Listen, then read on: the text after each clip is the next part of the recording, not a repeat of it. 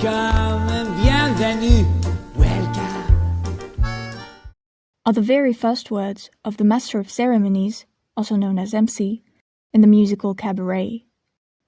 They invite you in by guaranteeing that we have no troubles here. Here, life is beautiful. The girls are beautiful. Even the orchestra is beautiful. MC is alluring and brings you inside the Kit Kat Club, which looks glimmering at first glance. Cabaret is a famous American musical written by Joe Masteroff, lyrics by Fred Ebb, and music by John Kander. It is based on the play I Am a Camera, based on the novel Goodbye to Berlin, written by Christopher Isherwood and published in 1939. It is set in 1929-1930 in the German capital and is a testimony to the rise of Nazism in the country. Clifford Bradshaw is an American writer who comes to Berlin and meets Sally Bowles, an English woman aspiring to become an actress. She works at the Kit Kat Club where they both meet. Quickly, they start a relationship which is the dominant aspect of the musical. It also shows us the doomed relationship between Fräulein Schneider and Herr Schultz, a Jewish fruit seller. Although they're not one of the main characters, the Master of Ceremonies is the most remembered in any version of the musical. They are strangely attractive and remain the face of Cabaret. That's why I decided to study the aesthetic of the Master of Ceremonies in the musical and the political challenges behind it. I will discuss MC and sexuality, the discomfort produced by the character, and their authority. Throughout this video, I will use concrete examples, such as the performances or extracts of the performances of Joel Grey in the film Cabaret and in the stage version of 1988, of Alan Cumming in the stage version of 1993, and of Mason Alexander Park in 2023. Before diving into the main features of the aesthetic, I must define who the MC really is. Especially because the question of gender is omnipresent in their portrayal, and it is part of the explanation of their role. First, gender is to be distinguished with the biological sex of a human being. Here, gender refers to the rights and duties assigned to those called males and females in a society, according to Ira L. Rice in A Sociological Journey into Sexuality. The MC is not really a man nor a woman. That is why, for the sake of accuracy, I will use they-them neutral pronouns to refer to the character. In the film, where the plot is slightly different, Joel Grey portrays the MC and is probably the most striking one in the history of the performances of Cabaret. They have a pale makeup with pink cheeks, purple and orange eyeshadows, long fake eyelashes, and bright red lips. Throughout the film, they wear a suit with a pink bow. In the version of Alan Cumming, the MC shifts from masculinity to femininity. In the song If You Could See Her, MC is staged proposing to that gorilla-looking girlfriend. Alan Cumming wears a white wedding suit, although usually the spouse wears a black one. The color refers to wives' wedding dresses. MC is both the husband and the wife. Moreover, after having a masculine appearance for 2/3 of the show, they perform the song I Don't Care Much with a black dress, earrings, and a hair clip. In this version, the MC swings from a gender to another, so we can already assume they use both to become a universal entity.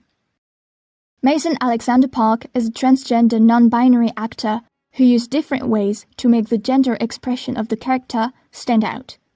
They wear dark makeup with long and thin drawn eyebrows typical of the 1920s, wear a long and elegant dressing gown, or an extravagant suit with fur.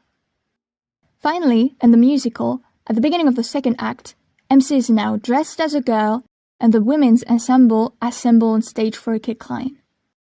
All these portrayals of the MC allow us to draw conclusions concerning their role and what they really embody. By swinging from a gender to another, the audience, male or female, can relate to this character.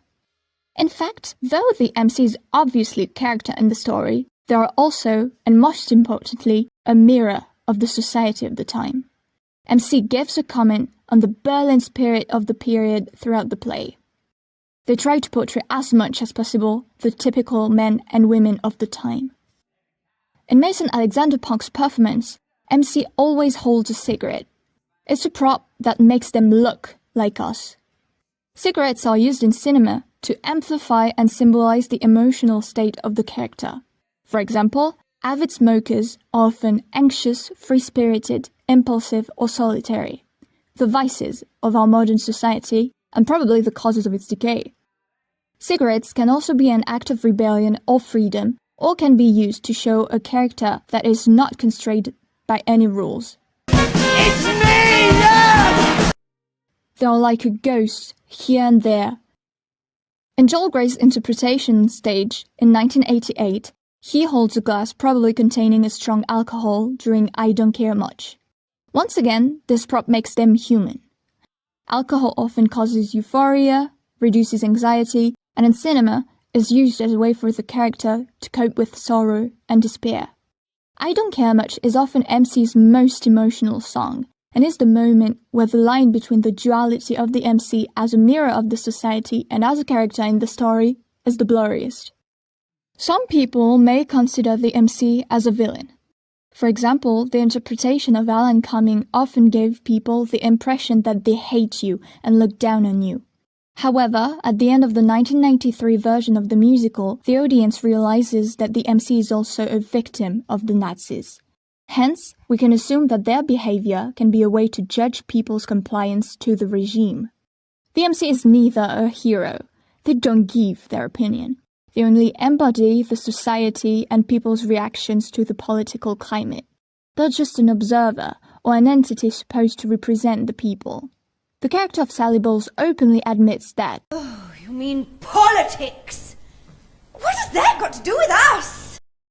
Another example of MC as a mirror of the people is in Act 2, Scene 2, where Fräulein Schneider tells Herr Schultz she no longer wants to marry him because of the rise of the Nazis. I saw that one can no longer dismiss the Nazis. They are my friends and neighbors, and how many others are there? Herr Schultz tries to reassure her, saying, Be sensible. I mean, governments come, governments go. How much longer can we wait?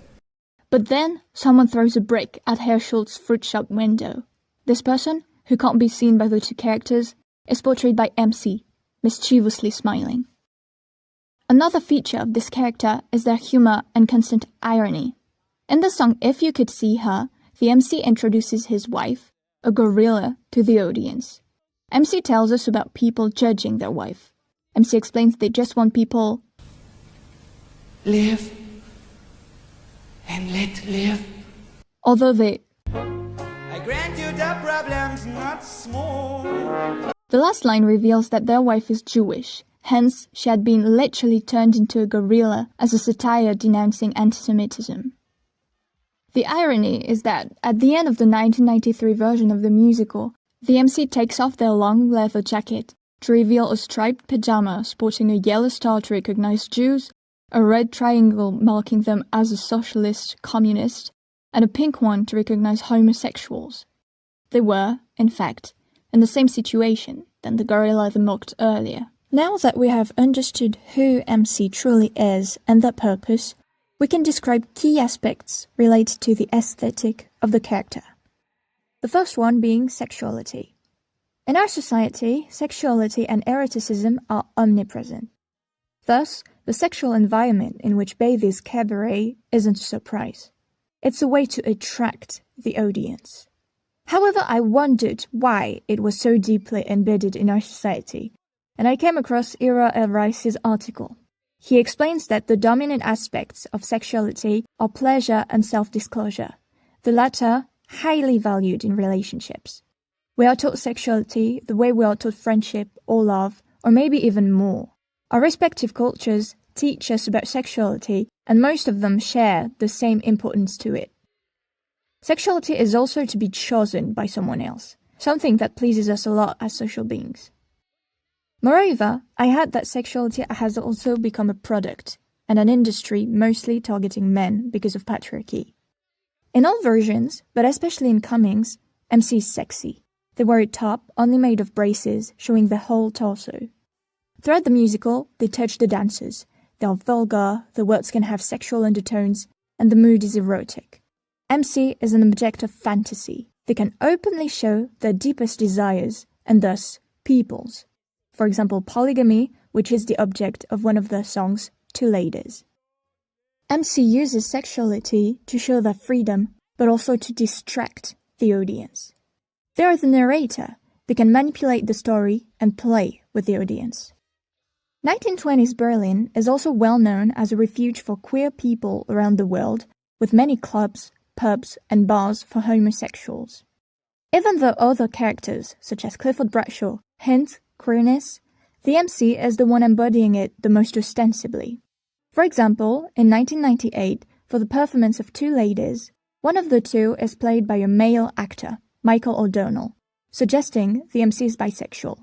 Alan Cumming himself is a bisexual actor who has advocated for LGBTQ+ rights several times. Hence, gender expression isn't the only queer feature behind this character. Furthermore, at the end of the play, MC smirks while taking off their long leather jacket, as if they were doing a striptease. But under it is revealed a striped pajama. The way they take off their jacket is the last magic trick. By implying a striptease, they use again sexuality and eroticism to make the ending even more striking. Reality has been revealed, hence queer culture is personified. MC is sexy, we're attracted to them, but they are the main target in this society. People also remember MC for being disturbing. Indeed, all the actors interpreting this unique character made MC detached from the audience. Joel Grey's MC is often regarded as uncanny. They seem soulless, look like a puppet, as if they were wearing a mask harboring a smile and a stare that don't fade away. Although outside, there is a political apocalypse. And again, it is because the MC is the master of distraction, as Joel Grey said. The MC shows you what they want you to see. MC is keeping Berlin mesmerized while Nazism slipped in through the back door. At first, MC looks sweet, funny, and then you realize too late that they led you to fascism. The critic Walter Kerr describes MC as the gleeful puppet of pretended joy. In the Kit Kat Club, the horror stays hidden in the shadows, even though Life is disappointing. the MC assures you We have no troubles here. This is a simple sentence, creating a weak wall hiding the harsh reality behind it. The cabaret and the MC are part of people's delusion. We can say that this magical place is a way to escape the harsh truth, but eventually, you can't really escape it. So why pretend it doesn't exist only for a little while? Does the audience in the Kit Kat Club want to close their eyes from what's happening only for a short period of time, or do they want to ignore it not to face their responsibility? Again, MC is a medium allowing us to question people's compliance to the regime and to the persecution of minorities. I believe part of the MC is a personification for the reasons pushing people to comply with the far right. People trust the glittering speeches of politicians guaranteeing a sudden abundance of money in their wallet, making them feel like some politicians and bureaucrats care about them, and finding a presumed guilty person for the financial struggles. But in cabaret, all of this is symbolized by a pretty, charming, and authoritarian character, the master of ceremonies. In the song finale, at the end of the musical, after everything is discovered, MC repeats what they said in Willkommen. We have no troubles here. It is followed by a musical interlude in which the orchestra offers an unpleasant performance. MC can lie as easily as politicians. Joel Grey said in an interview that he was like Hitler. Yeah. In that way, he said, "Come, I'm going to put a bread on every table," and they followed him. Yeah. The Ukrainian version of Cabaret, directed by Olena Kolyadenko, became very famous on TikTok in 2023-2024. The MC is played by Ilya Toporov, and many people were mesmerized by his interpretation. Some even said they wanted to travel to Ukraine to watch the musical. It is ironic that the apparent marvelous world of the Kit Kat Club made people forget about the current war in Ukraine. The mission of the MC is not to show you what's happening behind the curtain, but eventually they fail, as suggests the end of the musical. You realize, alongside Bradshaw, that you're not safe there. Even the MC, the master of distraction, falls in their own trap. You cannot escape from reality. Even though you are Fast asleep. you must wake up. When Clifford Bradshaw is back in the train at the end of the musical, he had been struck by the violence of what was hidden the whole time. He starts singing Willkommen, looking desperate, with his face covered in bruises from a fight when he tried to oppose Nazi sympathizers. Then, MC comes to join him with a big smile. This contrast contributes to the discomfort created by MC. How could they smile, be on the verge of laughing when And it was the end of the world. they're probably mocking you for falling into their lie? The collapse of society is also represented by the orchestra. Both in the film and in the stage version of 1993, for example, at the end, the orchestra loses its rhythm. It's a poor performance, and it creates an uncanny and suspicious atmosphere. Even the orchestra is beautiful.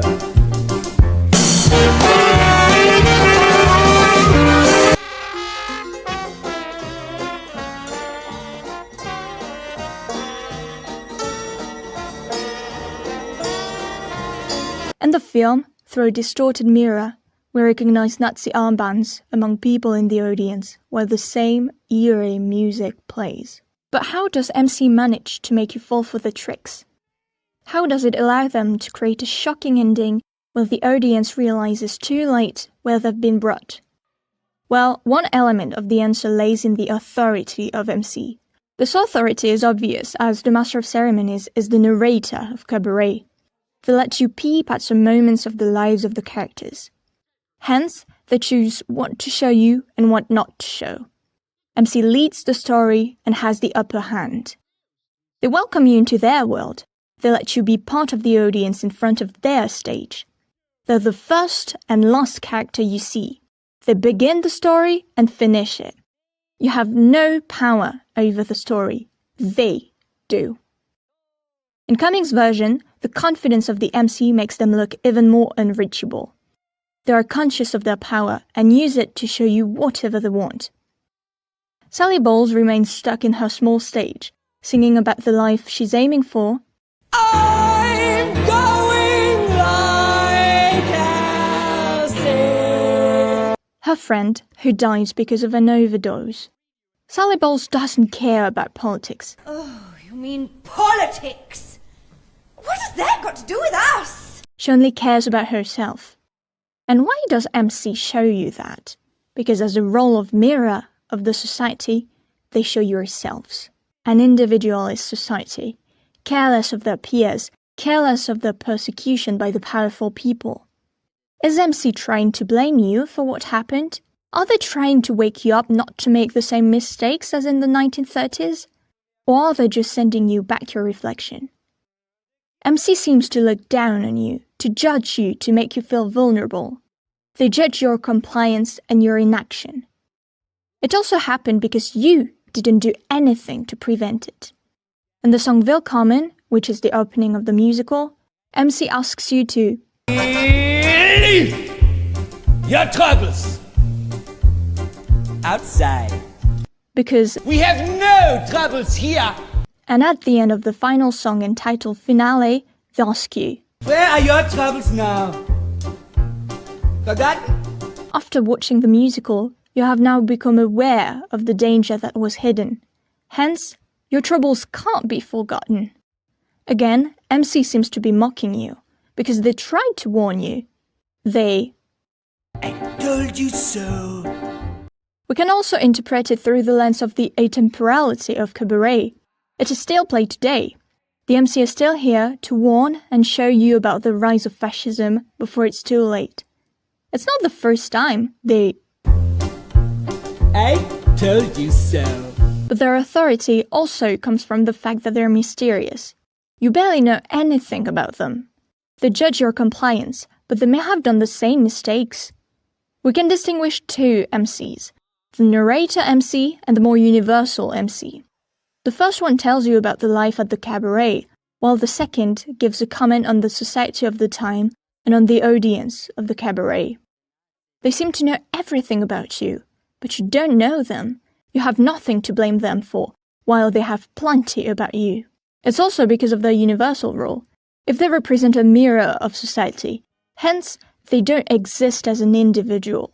They represent you, so everything you could take against them could be in fact everything you could take against your own self. This is part of the upper hand of the MC. Try to confront them, and you'll lose eventually. To expand this study, I want to discuss a video realized by the members of the YouTube channel Cavallinius in Inglis. It is entitled Money, Cabaret, and stars Milene Marcondes as a female MC in the song of the musical, Money. The video was realized by Amanda Navajas, Chiara Vido, and Milene Marcondes. It is made of 2 parts. The first one, where the character is putting makeup on while softly singing, and the second, which is a performance of the song on a stage while the MC is lip-syncing the lyrics. For most of the performance, there is a close-up focusing on MC's face, chest, or feet to show them dancing. There's only a single, round-shaped, white and cold light that allows us to see MC's facial expressions. Some moments of the video seem glitched and reveal other footages of MC in an extreme close-up. They're smiling, screaming, or wiping off their makeup with their hands. In this footage, they have a moustache drawn with the makeup. At the end of the video, everything is faster. The dance, the camera loses its balance, and there are more glitches. MC seems to completely lose their composure and finishes with a big smile. Just as Grace's performance, this MC never stops smiling, although they are singing about people struggling to feed themselves properly in a period of economic crisis. And as in Cummings' version, the mingling of genders is represented by both the feminine MC and the footages showing us the same character at the same place trying to wipe off their makeup and fake moustache. The first part, where the MC puts makeup on, is interesting, as it could suggest that the narrator of the musical must get ready to become MC. The 2 aspects of the characters are a sort of mise en abîme, where the narrator MC has to play the role of the universal MC. The rhythm of the video also follows the rhythm of the whole musical. First it's quiet, there's nothing wrong, and then, little by little, you start noticing disruptions, things that you didn't see at first and that feel wrong until it all ends up in a sort of chaos. I found this interpretation through my YouTube recommendations, and I was so delighted to discover it. I found it wonderful for several reasons. First, it's disturbing because of the actress's frozen smile and stare that never fades away although she doesn't directly look at the camera. The glitches are also unsettling as we are never aware of the moment they occur. The light obliges you to only look at the MC. Elsewhere it's dark, and in the background you can only see the red curtains of the stage. You don't know what's going on while MC is distracting you. You can't escape from them. Moreover, the choice of extreme close-ups emphasized the power of the actress's expressions. The outfit is also very pleasing and brings us into the setting of cabaret. I also think it's very refreshing and meaningful to have a female MC. I'm aware some productions used a female actress as MC. For example, Amanda Palmer, but I couldn't find many videos about it.